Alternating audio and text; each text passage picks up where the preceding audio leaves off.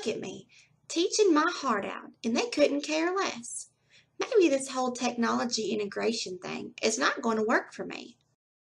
Whoa, maybe I can help. Throwing devices in the classroom is not going to help if you don't know how to manage this transition. Technology integration, when properly implemented, can greatly benefit you and your students. Take it from this teacher who uses technology in her classroom every day. I'm Nikita Gillespie. I teach 3rd grade at Sandpine Elementary School. To me, it is very important that students develop the technologically literate skills that they're going to need when they get older. And so by using these devices and these various apps each day in the class, they're going to just become more and more fluent, and that won't be something they have to learn later to be successful. That will just be second nature to them.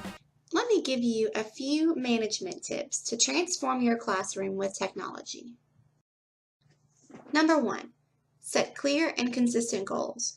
You want to make sure your students fully understand what you expect from them at all times. This is especially true with technology.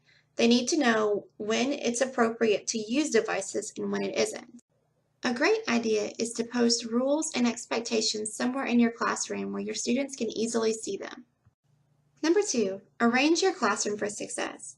If you have one device for every 4 students, it's a good idea to arrange the desks in groups of 4, giving the students easy access to the technology. You also want to arrange it so you can effectively manage by walking around. This is an effective approach for all forms of technology integration, and it is what it sounds like. Walk around the classroom observing student work. This will keep them on task and allow them to easily ask you questions if needed. Number 3, learn the technology. Really learn it. Make sure you know it well enough to avoid situations like this. Number 4, get help and support from others. Technology can be overwhelming. Working with others can provide you with the additional support you need. For example, if you are new to using technology in the classroom, reach out to an expert for help. Number 5, keep it simple and smart. Did I mention technology integration can be overwhelming? Well, start small and keep it simple to avoid chaos. You don't have to go from this to this. Gradually introduce the technology. This will ensure success. Well, that all makes sense. I think I'll try this technology integration thing again. What do I need to know when planning lessons? Here are a few considerations when planning lessons with technology. First, the technology should support student learning. If it doesn't, then why use it in the first place? Also, have a plan B in place in case the technology isn't available during class time. You should also plan for ways to limit distractions. Technology is awesome, and your students especially know that. To avoid texting, social media, and other distractions during class, plan accordingly.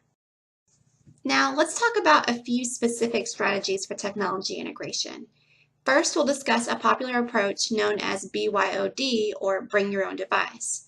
Let's go back to the teacher from before to discuss why she thinks this approach is so valuable. Many of them have Nooks and Kindles and different Android devices, so they're familiar with it already. So I think the struggle of learning something new is not there. They're already fluent. For BYOD classrooms, you must set boundaries and expectations. These are their own devices, and they're probably used to using them whenever they want. A great approach to this problem is the traffic signal approach. Red light could mean no device use is allowed at this time. Yellow light could let the students know that they can use the device if they choose to. And green light could mean the students must use their devices for the assignment. It's also a great idea to set consequences for inappropriate use. When considering a BYOD classroom, it's a great idea to use pre-implementation surveys to determine how many students have access to their own devices so that you can plan accordingly. You also want to reach out to parents for feedback and send out permission forms for them to sign. You could even schedule an open night to address the parents' concerns. Make sure the parents and the students both know what to expect in a BYOD classroom. In one-to-one classrooms, every student has access to a technology device, such as an iPad or a laptop. A lot of the tips mentioned earlier can also apply to one-to-one classrooms, but here are a couple tips specific to these classrooms. Use an online classroom where students can submit assignments, participate in discussions, etc. The point is to create a mobile environment to enhance learning. Another strategy for one-to-one classrooms is to create a strong AUP or acceptable use policy. This can provide guidelines for safe and educational technology use in the classroom. You could include rules such as no technology use during discussions or no more than 5 minutes of instant messaging per day. The point is to make it work for your classroom. There are even more specific strategies for technology integration management, such as 45-year screens, which inform students to lower laptop screens to a 45-degree angle during certain times. There's also lids down, where you want all eyes on you for a specified time. These both refer to laptop use, but there are rules that refer to other specific technologies. The point is to determine what is appropriate for your available devices and for your students. Following these tips should help ensure successful technology integration. Why, thank you kindly, smart technology lady. I'm so excited to take these tips back into my classroom.